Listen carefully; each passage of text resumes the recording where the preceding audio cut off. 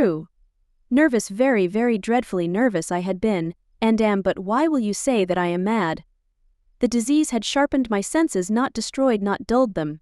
Above all was the sense of hearing acute. I heard all things in the heaven and in the earth. I heard many things in hell. How, then, am I mad? Hearken, and observe how healthily, how calmly I can tell you the whole story. It is impossible to say how first the idea entered my brain, but once conceived, it haunted me day and night.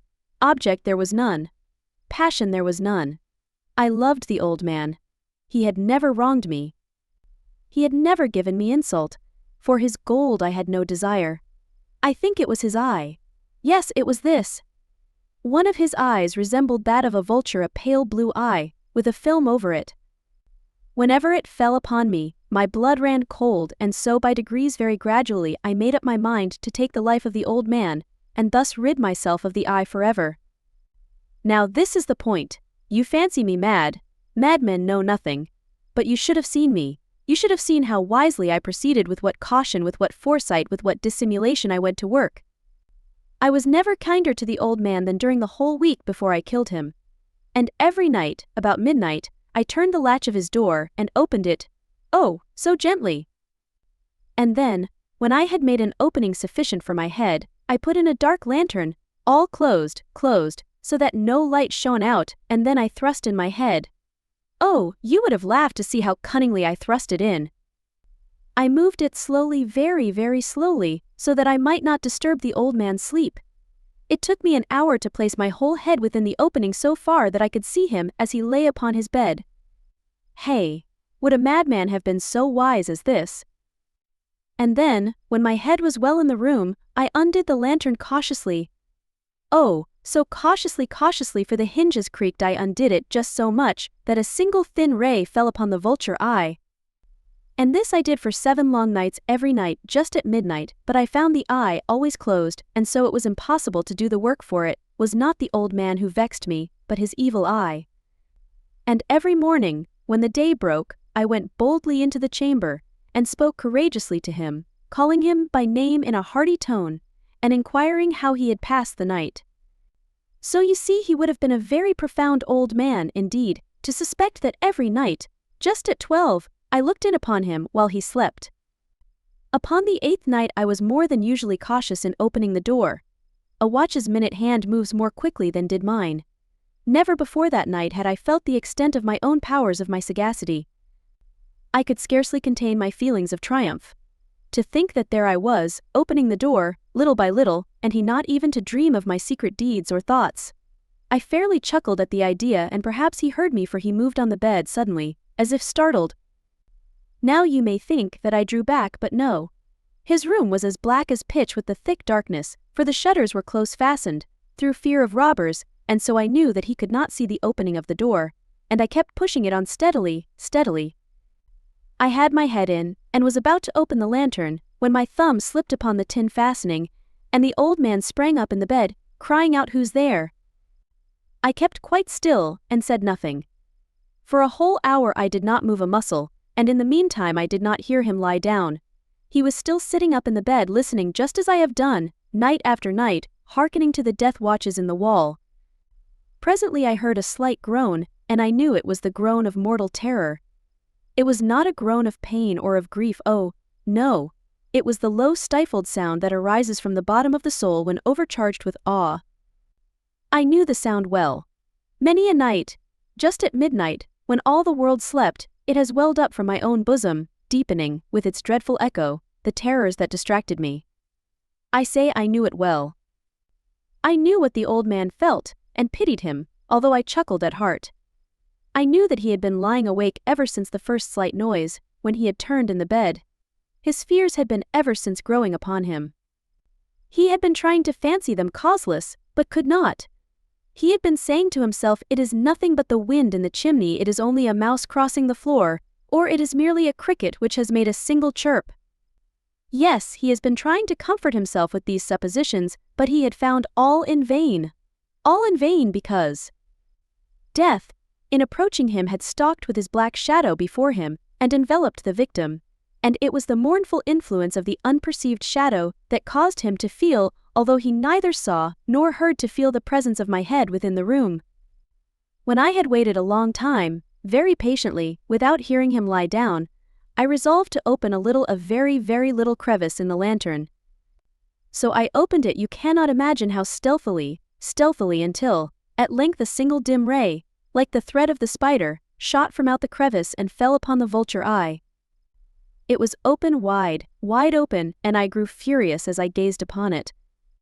I saw it with perfect distinctness, all a dull blue, with a hideous veil over it that chilled the very marrow in my bones, but I could see nothing else of the old man's face or person, for I had directed the ray, as if by instinct, precisely upon the damned spot. And now have I not told you that what you mistake for madness is but over-acuteness of the senses? Now, I say, there came to my ears a low, dull, quick sound, such as a watch makes when enveloped in cotton. I knew that sound well, too. It was the beating of the old man's heart. It increased my fury, as the beating of a drum stimulates the soldier into courage. But even yet I refrained and kept still. I scarcely breathed. I held the lantern motionless. I tried how steadily I could maintain the ray upon the eye. Meantime the hellish tattoo of the heart increased. It grew quicker and quicker, and louder every instant. The old man's terror must have been extreme. It grew louder, I say, louder every moment. Do you mark me well? I have told you that I am nervous, so I am. And now at the dead hour of the night, amid the dreadful silence of that old house, so strange a noise as this excited me to uncontrollable terror. Yet, for some minutes longer I refrained and stood still. But the beating grew louder. I thought the heart must burst. And now a new anxiety seized me. The sound would be heard by a neighbor. The old man's hour had come. With a loud yell, I threw open the lantern and leaped into the room. He shrieked once only. In an instant I dragged him to the floor and pulled the heavy bed over him. I then smiled gaily to find the deed so far done. But, for many minutes, the heart beat on with a muffled sound. This, however, did not vex me. It would not be heard through the wall. At length it ceased. The old man was dead. I removed the bed and examined the corpse. Yes, he was stone dead. I placed my hand upon the heart and held it there many minutes. There was no pulsation. He was stone dead. His eye would trouble me no more. If still you think me mad, you will think so no longer when I describe the wise precautions I took for the concealment of the body. The night waned, and I worked hastily, but in silence. First of all I dismembered the corpse. I cut off the head and the arms and the legs. I then took up 3 planks from the flooring of the chamber, and deposited all between the scantlings. I then replaced the boards so cleverly, so cunningly, that no human eye, not even his, could have detected anything wrong. There was nothing to wash out, no stain of any kind, no blood spot whatever. I had been too wary for that. A tub had caught all hay. Ha! When I had made an end of these labors, it was 4 o'clock, still dark as midnight. As the bell sounded the hour, there came a knocking at the street door. I went down to open it with a light heart, for what had I now to fear? There entered 3 men, who introduced themselves, with perfect suavity, as officers of the police. A shriek had been heard by a neighbor during the night. Suspicion of foul play had been aroused. Information had been lodged at the police office, and the officers, had been deputed to search the premises. I smiled, for what had I to fear? I bade the gentleman welcome. The shriek, I said, was my own in a dream. The old man I mentioned was absent in the country. I took my visitors all over the house. I bade them search well. I led them, at length, to his chamber. I showed them his treasures, secure, undisturbed. In the enthusiasm of my confidence, I brought chairs into the room, and desired them here to rest from their fatigues, while I myself, in the wild audacity of my perfect triumph, placed my own seat upon the very spot beneath which reposed the corpse of the victim. The officers were satisfied. My manner had convinced them. I was singularly at ease. They sat, and while I answered cheerily, they chatted of familiar things. But, ere long, I felt myself getting pale and wished them gone. My head ached, and I fancied a ringing in my ears, but still they sat and still chatted. The ringing became more distinct. It continued, and became more distinct. I talked more freely to get rid of the feeling, but it continued, and gained definitiveness until, at length, I found that the noise was not within my ears. No doubt I now grew very pale, but I talked more fluently, and with a heightened voice. Yet the sound increased, and what could I do? It was a low, dull, quick sound, much such a sound as a watch makes when enveloped in cotton. I gasped for breath, and yet the officers heard it not. I talked more quickly, more vehemently, but the noise steadily increased. I arose and argued about trifles, in a high key, and with violent gesticulations, but the noise steadily increased. Why would they not be gone? I paced the floor to and fro with heavy strides, as if excited to fury by the observations of the men, but the noise steadily increased. Oh God! What could I do? I foamed, I raved, I swore. I swung the chair upon which I had been sitting, and grated it upon the boards, but the noise arose over all and continually increased. It grew louder, louder, louder, louder, and still the men chatted pleasantly, and smiled. Was it possible they heard not? Almighty God! No, no, they heard. They suspected. They knew. They were making a mockery of my horror. This I thought, and this I think.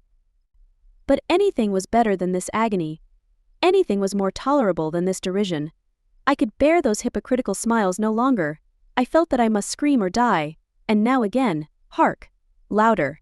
Louder! Louder! Louder! Villains, I shrieked, dissemble no more. I admit the deed. Tear up the planks. Here, here, it is the beating of his hideous heart.